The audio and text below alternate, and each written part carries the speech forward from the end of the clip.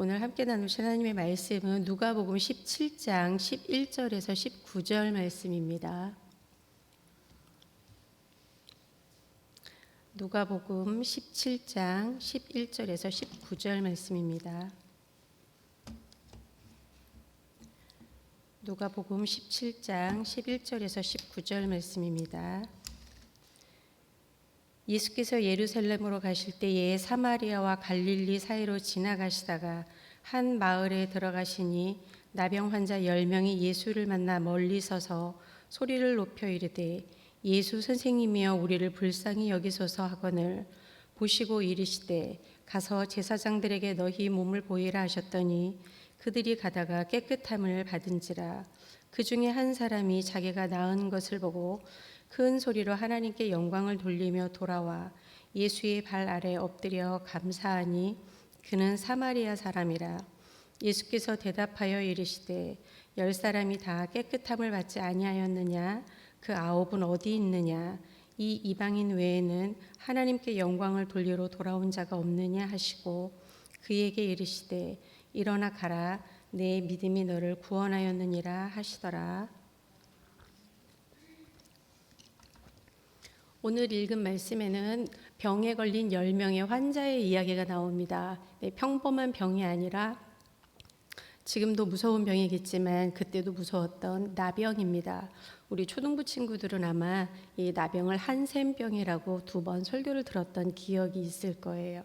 이 한센병, 나병은 병의 세균이 뼛속 깊숙이까지 파고들어서 사람의 모든 신경 조직을 파괴시키고 그리고 피부를 일그러지게 만드는 그런 병입니다. 눈도, 코도, 얼굴도 다 이그러지고 나중에는 점점점 생명에 위협을 가하는 질병입니다.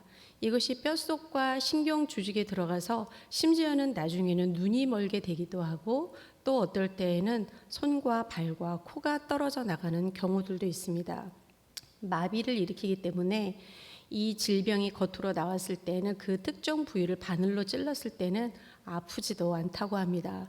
더구나 이 질병이 피를 흘리는 병이 아니다 보니까 금방 생명이 끊어지는 것이 아니에요. 그러다 보니 점점점 생명이 꺼져가도 고통을 느끼지 못한 채 피를 흘리지 않고 진물을 흘리는 것이죠. 그렇다 보니 이 질병이 아주 무서웠습니다. 그런데 지금까지도 21세기가 된 지금까지도 이 질병의 원인을 아직 찾지 못했다고 해요. 그러니 그 당시에는 얼마나 무섭고 큰 병이었겠습니까? 그런데 이 병이 사람에게만 있고 동물에게는, 짐승에게는 전파가 안 된다고 합니다. 네, 작년에 2020년이죠. 그러니까 아주 최근에 작년 11월 달에 처음으로 아프리카에 있는 한 국립공원에 있는 침팬지가 처음으로 나병이 걸려서 발병돼서 아마 사이언스 타임즈에 이게 소개가 되었던 것을 제가 본 일이 있습니다. 그러니까 이게 사람에게만 있고 짐승에게는 없는 것이에요. 그러다 보니까 원인도 찾지 못하고 걸리면 죽는다고 생각했던 것이죠. 더군다나 구약 시대에는 하나님께서 이 나병을 종종 사람들을 징계하는 도구로 사용하는 듯한 말씀들이 나와 있기 때문에 실제로 구약의 사람들은 이 나병, 한센병에 걸리면 하나님으로부터 버림받았고 징계받았고 뭔가 커다란 잘못을 했기 때문에 지금 하나님이 내 인생에 브레이크를 걸고 계시는구나 라는 사인을 받기도 했습니다. 나병이라는 뜻의 이 말의 원래 그 말 어근이 매질을 하다, 내리치다라는 단어와 같은 뜻이기 때문에 사람들은 더더욱 그렇게 생각했습니다. 그러니까 나병이라고 부를 때마다 매질하는 병, 내리치는 병 이런 개념으로 받아들였던 것이죠. 지금 나병에 걸린 사람들이 이렇게 10명이 있는데 이 사람들의 귀에 어느 날 소문이 들려옵니다.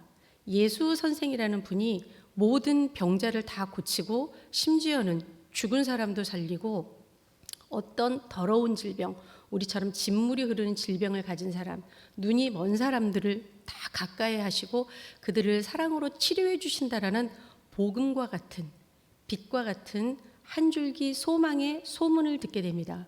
그런데 더 놀라운 것은 그 소문의 주인공이신 예수 선생님이라는 분이 지금 우리 마을 사이를 지나가신다는 거예요. 그러니 한번 상상을 해 보십시오.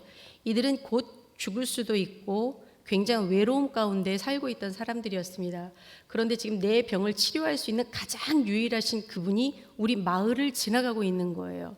그렇다고 하니 이 사람들이 지금 예수님이 지나가는 그 모습을 보고 고상하게 머리 단장하고 예쁘게 화장을 하고 옷을 갖추어 입고 줄을 서서 질서정연하게 예수님 저의 병을 치유해 주세요 라고 고상하게 예수님 앞에 기도할 수 있는, 부르짖을 수 있는 그런 상황이 아니에요. 지금 저분을 놓치면 내 평생에 이 생명을 구원할 수 있는 유일한 기회를 잃을 수도 있다는 절박한 마음 때문에 그들이 예수님을 향해서 소리 높여서 외칩니다. 예수 선생이여 우리를 불쌍히 여겨 주시옵소서. 예수님께서 실제 그들을 보시고 불쌍히 여기시고는 말씀하시죠. 마을로 들어가서 너희들의 몸을 제사장에게 보여라. 이것은 깨끗하게 되었다라는 증거를 이제 확인받는 과정이죠. 자, 여기에서 우리는 오늘 한 가지 하나님의 말씀의 교훈을 얻고자 합니다. 예수님께서 이 나병 걸린 사람들을 마을로 들여보내신 사건이에요. 사람들은 이들이 나병에 걸렸기 때문에 마을 공동체, 그러니까 가족 공동체, 학교 공동체, 우리의 친구 공동체 안에서 그들을 다 바깥으로 밀어낸 거예요. 그리고 그 사람들은 몸도 아프지만 외로움과 고통과 사랑하는 사람들과 함께 할 수 없다는 이 처절하고 힘든 어려움 속에서 그냥 눈물을 흘리면서 모든 공동체의 바깥에서 생활할 수밖에 없었던 것이죠. 우리가 몸이 아플 때 어떤 점이 힘듭니까? 몸이 아플 땐 마음도 약해지잖아요. 그런데 내가 지금 친구도 없고 사랑하는 사람도 만날 수 없습니다. 그런 생활을 지금 얼마나 했는지를 몰라요. 그런데 더 기가 막힌 일은 이 상태로 내가 죽을 수도 있다는 거예요. 한 번도 가족의 손을 잡아보지 못한 채 사랑하는 친구들하고 얼굴을 마주하고 이야기하고 밥도 한 번 먹지 못하고 죽을 수도 있다는 거예요. 그런 상황에 있는 사람들을 예수님이 한마디를 하십니다. 마을로 들어가라. 제사장에게 너희 몸을 보이라. 하나님이 완전한 선 바깥에 있던 고통과 외로움과 눈물의 삶을 살았던 그들을 모든 사람들이 있는 가족과 교회와 사회와 학교가 있는 공동체 안으로 들여보내신 것이에요. 하나님은 어떤 분이십니까? 이런 분이에요. 저 선 바깥으로 밀려난 사람에게 너 얼른 들어가. 안으로 들어가서 가족들하고 사랑하면서 살아. 맛있는 것도 먹고 손도 붙잡고 재미난 이야기도 하고 오손도손 즐겁게 옥신각신하면서 그렇게 살아 하면서 이 10명의 고통에 처해 있는 환자들을 예수님이 가족 공동체 안으로, 교회 공동체 안으로 들여보내신 것이에요. 우리의 습성은 끊임없이 이 공동체 안에서 또는 내 마음 안에서 사람들을 밀어내기를 좋아합니다. 저 사람은 나와 색깔이 달라. 저 사람은 나하고 맞지 않아. 나는 저 사람과 성품이 달라.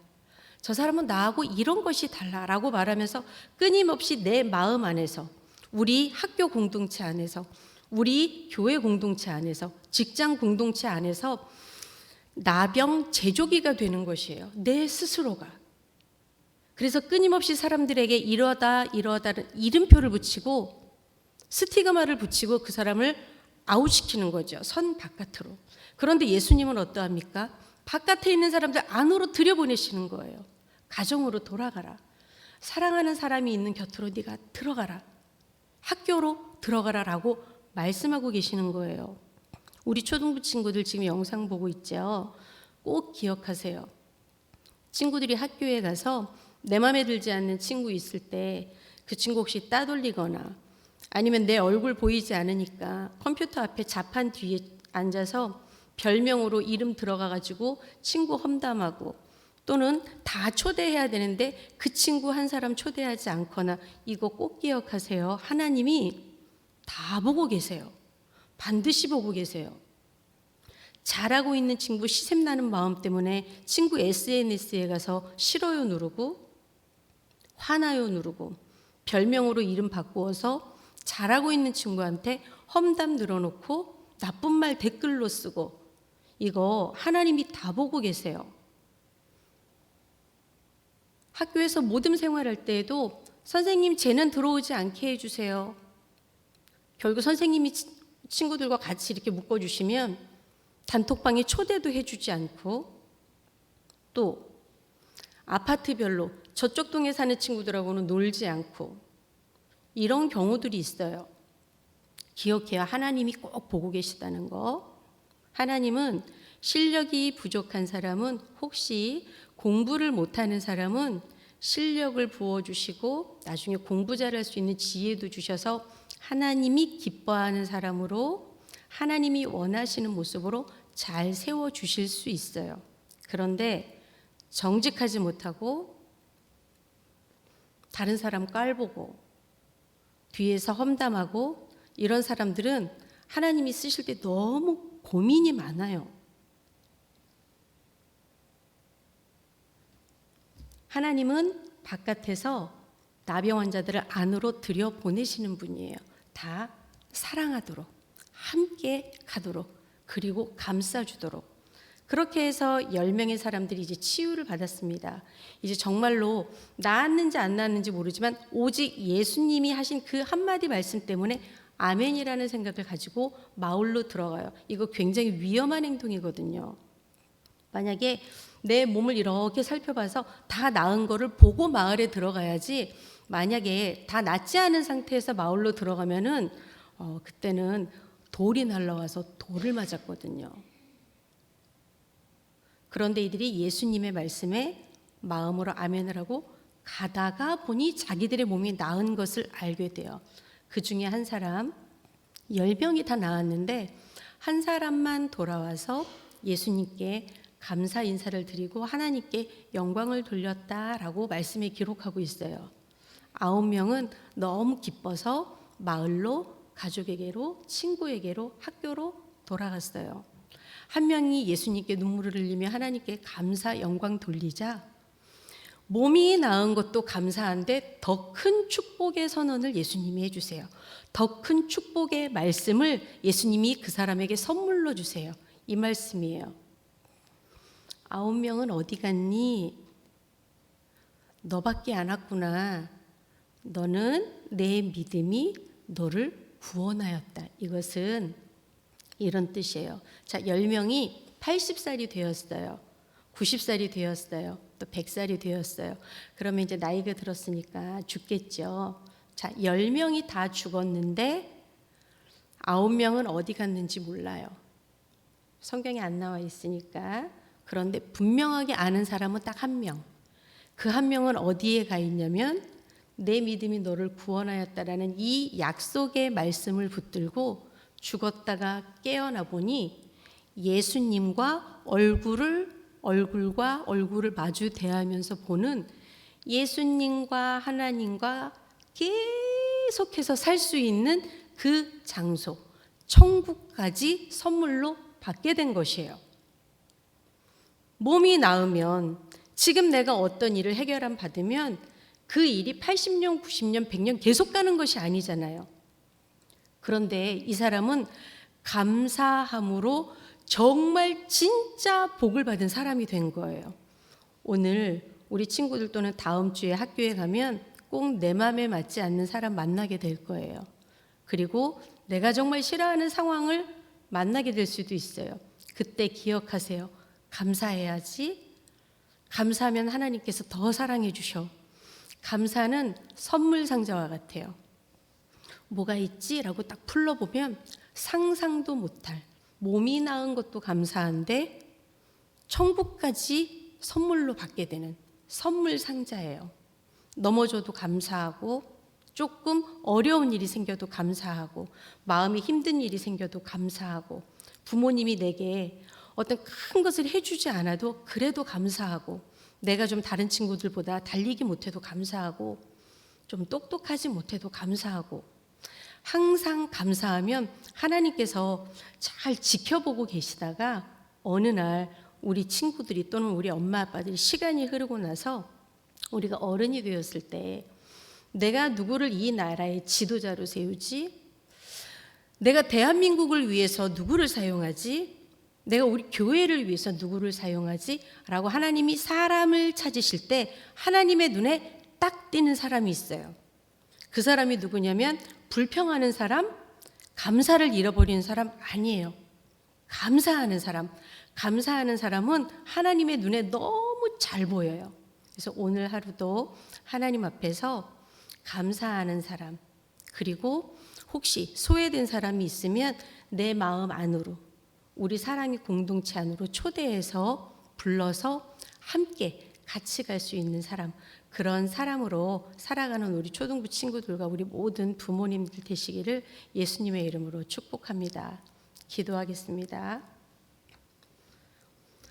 하나님 아버지, 이 시간에 우리 사랑하는 초등부 친구들과 부모님들과 온 성도님들이 함께 주 앞에 새벽의 문을 열며 하루를 시작합니다.